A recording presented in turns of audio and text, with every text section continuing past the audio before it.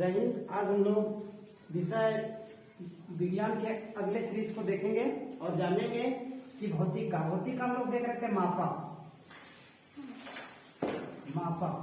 अब मापक में क्या होता है, इसको हम लोग बोलते हैं यूनिट। देखो मापक क्या होता है ना, कोई भी चीज को मापते हैं, जैसे कि लंबाई होगी, अगर कोई लंबाई है, ठीक है, उसको अगर हम लोग मापना है, मान के चलो कपड़ा है, ठीक है, तो कपड़ा को अगर हम लोग नापते हैं तो किस चीज से नापते हैं? मतलब कपड़ा को मतलब एक प्रकार का लंबाई, तो लंबाई को मापने के लिए क्या करेंगे? मीटर से करेंगे, ठीक है। तो हम कह सकते हैं ना कि लंबाई को मापने के लिए मीटर का यूज करते हैं, ठीक है। उसी तरह हम लोग क्या करेंगे, मान के चलो तुम्हारा कोई वस्तु है, जैसे कि कोई सब्जी है, आप सब्जी को खरीदना है, तो सब्जी को खरीदते हैं तो किस चीज में हम लोग उसके माप के खरीदते हैं?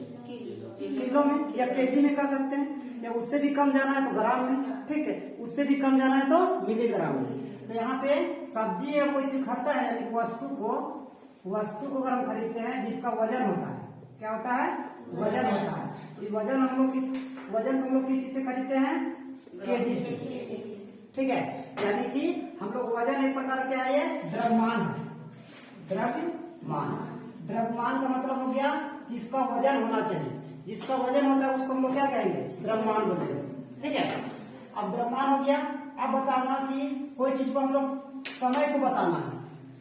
समय का मतलब क्या है, जैसे कभी कितना बजा, तो समय को अगर बताना होगा, तो समय को बताने के लिए किस चीज से हम लोग उपयोग करते हैं? किस चीज से? सेकेंड से। सबसे छोटा क्या होता है? सेकेंड होता है, सेकेंड से होता है, ठीक है। अब इससे अगर बढ़ा जाएंगे ना तो मिनट होता है, मिनट के बाद घंटा होता है, घंटा के बाद दिन होता है, दिन के बाद फिर महीना होता है, महीना के बाद वर्ष हो जाता है, वर्ष के बाद फिर आगे बढ़ते चला जाएंगे तो और भी बहुत सारा आ जाता है, ठीक है। उतना हम लोग को नहीं जानना है, बस जानना है कि समय का सबसे छोटा यूनिट क्या है, मतलब कम से कम क्या चीज से मापते हैं, तो सेकेंड से मापते हैं। यहाँ तक समझ में आया? तो देखो यहाँ पे हम लोग को लंबाई हो गया, ठीक है, द्रव्यमान हो गया, तीसरा क्या है? समय हो गया। अब फिर एक चीज आता है तुम लोग का, जैसे कि कोई चीज को गर्म करते हैं, हीट करते हैं ना, तो हीट करने में क्या होता है? गर्मी उत्पन्न होता है। अब गर्मी को किस चीज से मापते हैं? जिसे कह सकते हो तापमान होता है ना, इसे मान के चलो ठंडा के दिन में, तभी ठंडा दिन में क्या होता है, कहता है तापमान बढ़ रहा है, घट रहा है। अभी तापमान क्या है? कम है। और गर्मी दिन में क्या होता है? तापमान बढ़ जाता है, ठीक है। तो तापमान को किस चीज से मापते हैं? केल्विन से, ठीक है। तापमान को किससे मापते हैं? केल्विन से मापते हैं। यह हो गया एक प्रकार। केल्विन के बाद तापमान अगर देखें 4 प्रकार का मापा जाता है। केल्विन हो गया, फिर डिग्री सेल्सियस हो गया, रोमर हो गया, फारेनहाइट हो गया। जैसे हम लोग का बुखार, हम लोग को कितना बुखार किस चीज से मापते हैं? फारेनहाइट से, ठीक है।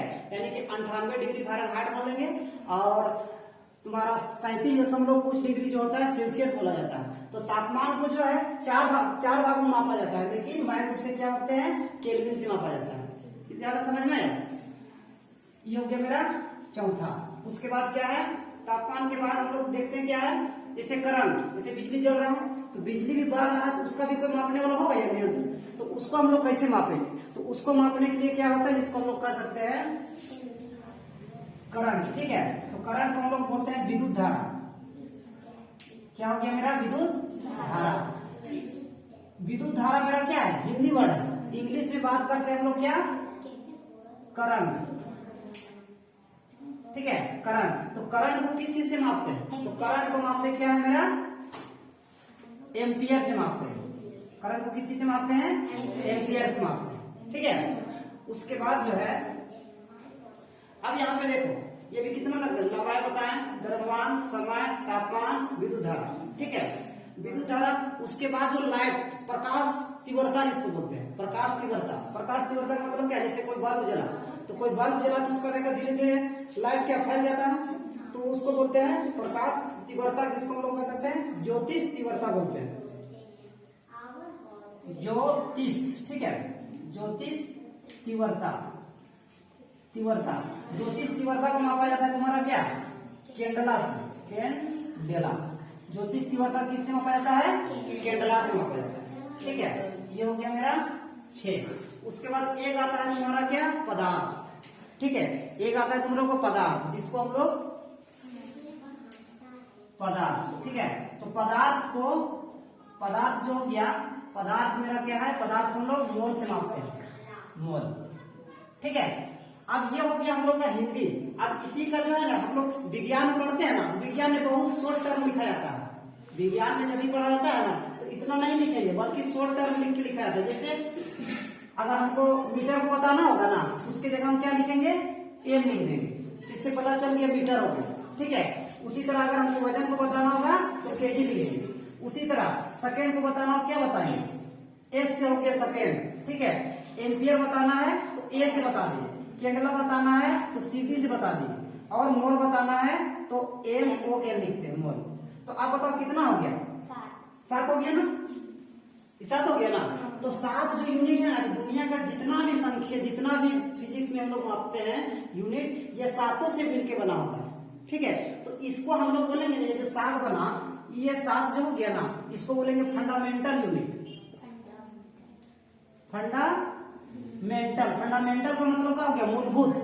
क्या हो गया, मूलभूत यूनिट, मूलभूत इकाई बोलेंगे। मूलभूत इकाई का मतलब क्या हो गया, जैसे में हम लोग देखेंगे कोई बिल्डिंग बना है, तो बिल्डिंग बना है तो बिल्डिंग में मूलभूत इकाई क्या क्या है, रड, सीमेंट, बालू, गिट्टी, हाँ ठीक है, ईंट, ठीक है। माइन क्या है, ईंट है। अगर उसमें क्या है, अगर हम लोग कोई दीवार खड़ा करें, उसमें क्या, अगर ईंट अगर निकाल देंगे ना तो उसका इकाई नहीं बचेगा, ठीक है। यानी जितना बिल्डिंग बना है तो उसमें क्या मूलभूत इकाई क्या है, मेरा ईंट है।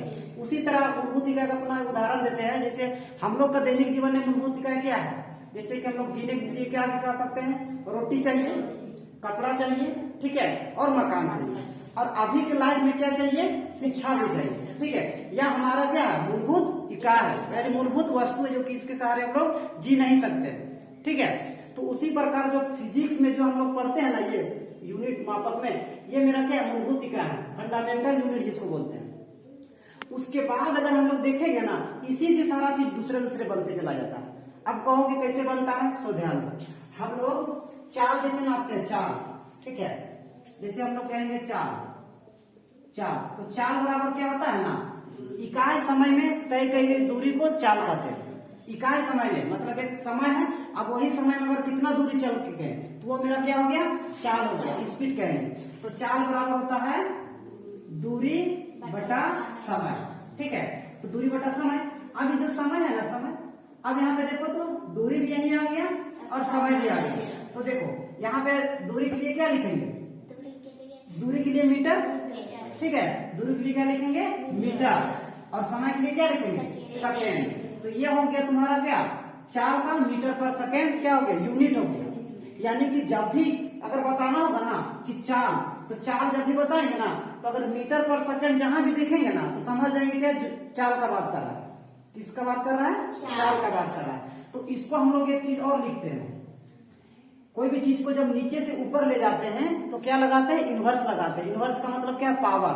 देखो ये मीटर हो गया ना, अभी कहता है कि नहीं हम नीचे नहीं रहेंगे, ऊपर रहेंगे। एक होता है ना, कोई अगर लड़ता है बच्चा सब तो क्या करता है, जो ठान लेता है कि हम नीचे नहीं ऊपर रहेंगे, तो उसी तरह क्या है ना, ये मतलब इसमें के नियम रहता है कि हम नीचे नहीं, हमको ऊपर भी रखा जा सकता है। तो किस आधार पर रखा जाएगा, तो यहाँ पे देखो जब ऊपर जाएगा ना तो ये क्या है, -1 बन जाएगा, ठीक है। यानी कि इसको पढ़ेंगे मीटर पर सेकेंड, यानी इसको मीटर बटा सेकेंड बोलेंगे, मीटर पर सेकेंड। ये क्या हो गया, मेरा यूनिट हो गया। किसका यूनिट हो गया, चाल का हो गया। अब चाल का यूनिट जो है, तो अब बताए यहाँ पे ये बना ना, ये मेरा किससे बन रहा है, फंडामेंटल यूनिट से बन रहा है। तो फिजिक्स में बहुत सारा, यानी पूरा का पूरा फिजिक्स यही 7 यूनिट के मदद से बनते चला जाता है, ठीक है। यही 7 यूनिट की मदद से क्या है, बनते चला जाता है। एक और उदाहरण लेते हैं, जैसे त्वरण का मतलब क्या होता है ना, त्वरण का मतलब होता है एक्सेलरेशन के एक अच्छा उदाहरण हम लोग देखेंगे ना, एक्सेलरेशन का अच्छा उदाहरण देंगे कि जहां भी एक्सेलरेशन रहेगा ना उसका स्पीड बढ़ जाएगा, अब स्पीड कैसे बढ़ेगा बता। मान के चलो अगर कोई स्पीड अगर किसी को बढ़ाना है, कोई व्यक्ति चल रहा है, ठीक है, कोई व्यक्ति चल रहा है, अब उसका स्पीड बढ़ाना है तो कैसे स्पीड बढ़ा सकता है। कोई व्यक्ति अगर चल रहा है, जैसे मेरा है कोई दोस्त है, अब उसका स्पीड हम लोग क्या करना, बढ़ाना है, तो कैसे बढ़ सकता है, कोई कोई कंडीशन हो सकता है ना। अब जैसे कोई कंडीशन का एक ध्यान समझना, कंडीशन मान के चलो वो हमसे कितना 20 रुपया लिया, ठीक है। अब 6 महीना दे ले रहा है, अब 6 महीना दे ले रहा है तो उसका मन में जो भी होगा तो हमको देखेगा तो भागेगा कि नहीं, भागेगा ना। तो इसका मतलब क्या है कि उसका स्पीड अपने आप बढ़ रहा है, अपने आप बढ़ रहा है ना। इसका मतलब जहां भी तोरण लगेगा ना तो स्पीड क्या होता है, बढ़ जाता है। स्पीड बढ़ भी सकता है और घट भी सकता है। अब जैसे एक उदाहरण हम लोग जनरल जीवन में कहेंगे कि मान के चलो यहाँ क्या है, ठोकर है, ठीक है। अब इधर से कोई गाड़ी जा रहा है, यहाँ से कोई गाड़ी यहाँ पे जा रहा है, तो यहाँ जाने के बाद स्पीड यहाँ घटेगा कि बढ़ेगा, इसका घटेगा ना, क्योंकि यहाँ ठोकर है। अब ठोकर को पार करने के लिए तुमको रुकना पड़ेगा, और जहां ठोकर से यहाँ पे पार किया उसके बाद फिर स्पीड बढ़ा दिया ना। तो किससे कंट्रोल कर रहा है, एक्सेलरेशन से कर रहा है। तो एक्सेलरेशन जो कंट्रोल करेंगे ना इसी का नाम है त्वरण। त्वरण का मतलब होता है जहां त्वरण लगेगा मतलब स्पीड में परिवर्तन हो जाएगा, मतलब जो चाल जो है उसका चेंज हो जाएगा, चाहे घटेगा चाहे बढ़ेगा, ठीक है। जहां पर भी त्वरण लगा तो समझ जाना है उसका स्पीड में प्रभाव पड़ेगा ही पड़ेगा, ठीक है। अब इसका स्पीड का प्रभाव हम लोग कर सकते हैं, गाड़ी चलाते हैं तो मोटरसाइकिल जो अगर मोटरसाइकिल को बढ़ाना है, स्पीड बढ़ाना है तो हम लोग एक्सीलरेटर देते हैं ना, ठीक है। और घटाना है तो एक्सीलरेटर कम करना पड़ता है। और अगर अपना उदाहरण देखना है कि साइकिल जो चला रहा है उसके लिए तो एक्सीलरेटर नहीं, लेकिन एक्सीलरेटर कौन काम करेगा, जहाँ स्पीड बढ़ाना है क्या करते हैं, पेडल मारते हैं, पेडल को जोर जोर घुमाना, ठीक है। अगर कम करना है क्या करेंगे, पेडल को स्थिर कर देते हैं, मतलब नहीं लगा रहे हैं। लेकिन जहां अगर स्पीड कम करना है तो ब्रेक लगाते हैं और फिर पेडल को छोड़ देते हैं। तो गाड़ी में, मोटरसाइकिल में स्पीड बढ़ाने के लिए कौन करता है, एक्सीलरेटर काम करता है, और साइकिल में कौन करता है, पेडल काम करता है, ठीक है। तो ये हो गया मेरा स्पीड, त्वरण। अब त्वरण को हम लोग कह सकते हैं क्या, त्वरण यहाँ पे बताओ, त्वरण किस प्रकार से परिवर्तन ला रहा था, त्वरण बताओ समय के साथ कर रहा था, ठीक है। तो समय यानी निश्चित रहेगा, ठीक है। अभी किस पे परिवर्तन ला रहा था, दूरी पे, ठीक, दूरी पे नहीं, चाल पे न कर रहा था, किस पे कर रहा था, चाल पे कर रहा था। तो हम लोग लिख सकते हैं त्वरण बराबर चाल में परिवर्तन, कर सकते हैं चाल में परिवर्तन, ठीक है। चाल में परिवर्तन, अब चाल में परिवर्तन का मतलब क्या है, चाल ही ना परिवर्तन करेगा। तो अब बताओ यहाँ पे चाल का यूनिट क्या है, चाल का यूनिट अभी देखो हम लोग निकाले ना, या फिर नहीं जानते तो क्या करेंगे, जैसा चाल है, चाल का यूनिट क्या होता है, मीटर पर सेकेंड, ठीक है। तो परिवर्तन यानी कि लिखेंगे मीटर पर सेकेंड हो गया, ठीक है। उसके बाद समय नीचे भी तो है, तो यानी कि ये देखो क्या भिन्न कर लग रहा है, बड़ा बट्टा। अब फिर यहाँ पे लिखेंगे सेकेंड, क्या समझ में आया, ये थोड़ा सा भिन्न का जोड़ घटा है, मतलब भिन्न का भागा। अब बता यहाँ इसके नीचे एक छिपा हुआ है, ठीक है। तो अब इसको हम कर सकते हैं, इसको लिख सकते हैं मीटर पर सेकेंड। अब इसको ऊपर ले जाएंगे तो इसको इस तरह लिखो, मेरा इस रूप भाग में भिन्न का भागम। तो भिन्न का भाग हम क्या करते हैं, हम लोग करते क्या है, मीटर लिखते हैं, उसके बाद इसको क्या करते हैं, गुना। उसके बाद ये मेरा कहाँ चला जाएगा, एक ऊपर ये नीचे आ गया। अब यहाँ पे ध्यान दो, इसको क्या है, इससे गुना करेंगे तो मीटर, अरे क्या होगा, इसको क्या मेरा सेकेंड क्या स्क्वायर, दो तो है ना, यहाँ भी है, तो क्या हो जाएगा स्क्वायर हो जाएगा।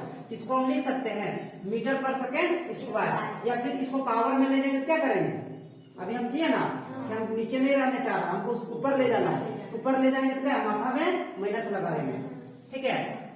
तो मीटर पर सेकेंड स्क्वायर, तो ये जो हुआ मीटर पर सेकेंड, ये क्या है मेरा यूनिट है, किसका यूनिट है, त्वरण का। जहां पर भी अगर त्वरण ये नजर आएगी ना मीटर पर सेकेंड स्क्वायर, तो समझ जाएंगे ये त्वरण का बात कर रहा है, क्या समझ जाएंगे, त्वरण का बात कर रहा है। जहां पर भी मीटर पर सेकेंड आ गया ना, समझ जाएंगे किसका बात कर रहा है, चाल का बात कर रहा है, समझ में आ रहा है ना। तो ये हो गया मीटर पर सेकेंड, ये मेरा चाल का, मीटर पर सेकेंड स्क्वायर ये हो गया मेरा त्वरण का।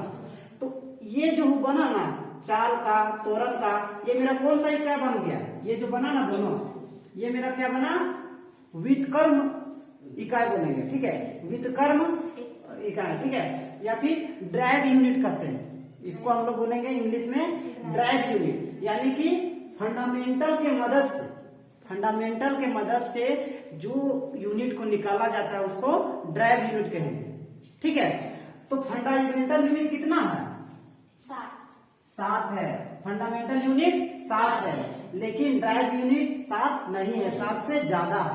जितना एक दूसरे से मिलाते जाएंगे नया नया निकलते चला जाएगा। तो अभी हम लोग मात्र 2 ठो देखें, उसी तरह देखेंगे वर्क कैसे निकाला जाता है, ठीक है। उसी तरह हम लोग बोलते हैं एनर्जी का यूनिट क्या होता है, ठीक है। उसी तरह हम लोग देखेंगे क्या, संवेग का क्या होता है, ठीक है। तो सबका मेरा क्या निकलता है, मेरा यूनिट निकलता है, समझ में आ रहा है ना। ये सारा चीज हम लोग को किससे निकलेगा, फंडामेंटल यूनिट से निकलेगा, ठीक है। तो सब समझ में आया, कोई दिक्कत नहीं ना? पूछे मिटा के बताओ, मीटर का बताओ क्या होगा? मीटर मतलब किसका यूनिट है? मीटर किसका यूनिट है?